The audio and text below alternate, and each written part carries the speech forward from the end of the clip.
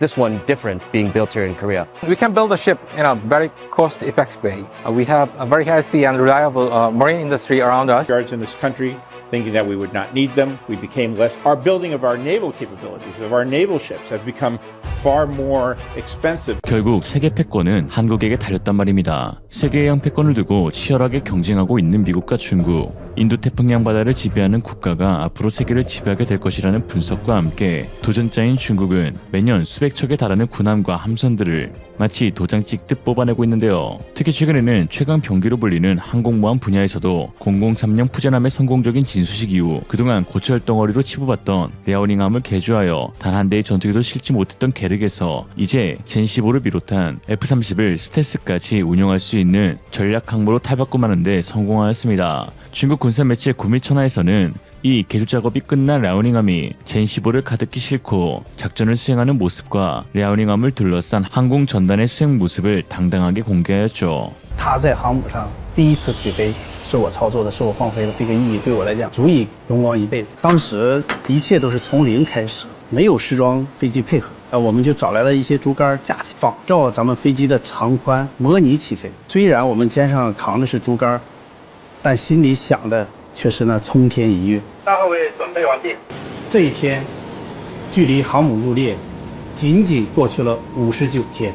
到我军旅的最后阶段，新型的战机上舰，非常漂亮。那天天气非常晴朗，跟当年歼15首飞的天气基本上差不多。主桅杆上一面五星红旗，特别的鲜艳。看到那个场景，不由自主地哼出了那首歌，歌唱我们亲爱的祖国从今走向繁荣富强。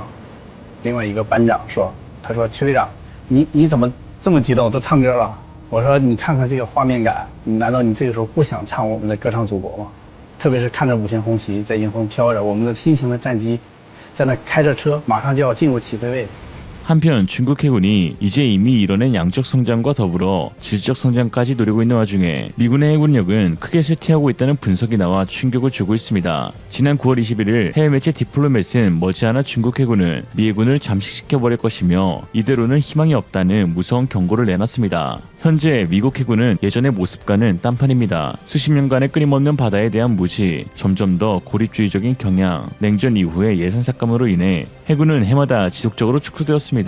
오히려 줄었다는 것입니다. 1946년에 1248척의 거대한 함대에서 2016년에는 275척으로 줄었습니다. 물론 1946년 함대에 비해 훨씬 더 강력한 화력을 보유하고 있지만 전 세계의 위기에 배치하고 대응하기에는 충분한 수량이 아닙니다. 그 결과 인도태평양 지역에 항공모함이 단 한 대도 없습니다. 다른 항공모함은 정비 중이거나 방금 배치해서 돌아왔거나 준비훈련을 하고 있어 중국이 필리핀과 같은 이 지역의 미국 동맹국에게 다시 한번 압력을 가하는 상황이 자꾸 발생하고 있습니다. 더 큰 문제는 이 선박 부족 문제를 해결하는 것이 미국 조선소에게는 더 많은 선박을 주문하는 것만큼 간단하지 않다는 것입니다. 일할 노동자도 충분하지 않습니다. 결과적으로 미국 해군 군함의 40% 미만만이 예정된 수리를 겨우 완료했고 거의 모든 새로운 조선 프로그램이 1에서 3년 지연되었습니다. 이에 매체가 말하는 정답은 하나로 서태평양의 동맹에게 있습니다. 한국입니다. 그들은 엄청난 조선 능력을 가지고 있으며 중국과의 승부에서 이미 이기고 있습니다. 특히 한국은 이미 자국 해군을 위해 이지스 구축함을 건조한 능력을 입증했습니다. 워싱턴은 과감한 조치를 취하지 않으면 중국을 상대로 계속 미 해군이 위축될 수밖에 없다는 걸 깨달아야 합니다. 라고 하죠.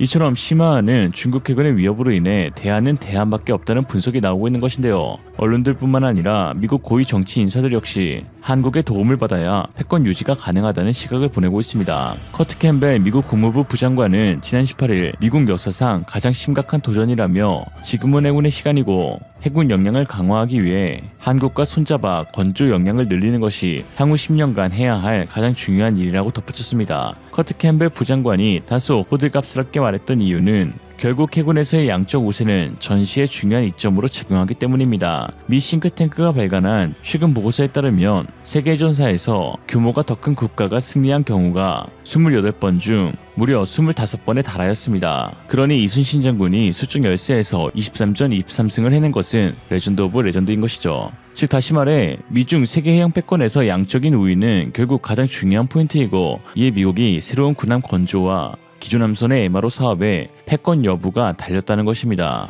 최근 미국 매체 월스트리트저널에서는 미국이 중국을 압도하고 싶다면 한국의 힘을 빌리라는 조언 섞인 다큐멘터리를 공개해 화제가 되고 있습니다. 한국 현대중공업의 실제 공장에 방문했던 리포터는 철저한 미국과의 비교를 통해 왜 한국이 세계 최고인 줄 알게 되었다는 놀라움을 드러내었죠.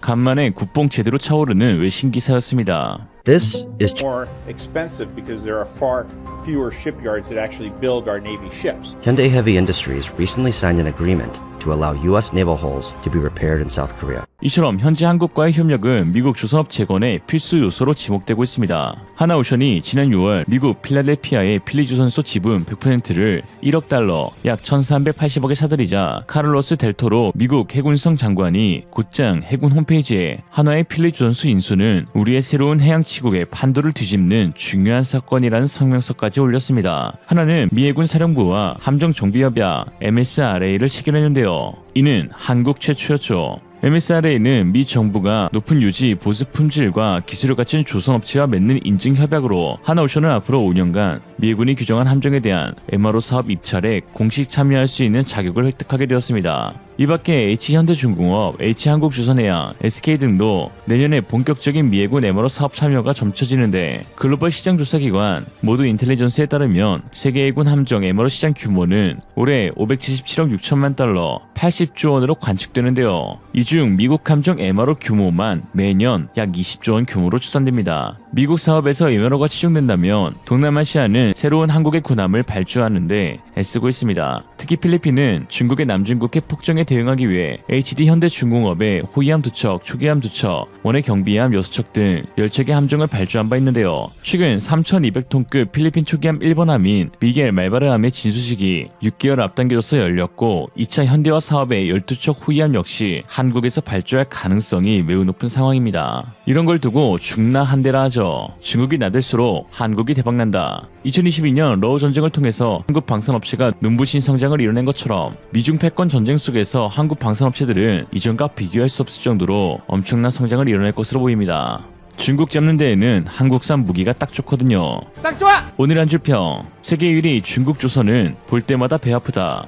진짜 배가 아프다고. 이상으로 리얼리즘이었습니다. 여러분의 생각은 어떠신가요? 현명하고 지혜로운 여러분의 의견을 지금 댓글에 남겨주세요. 감사합니다.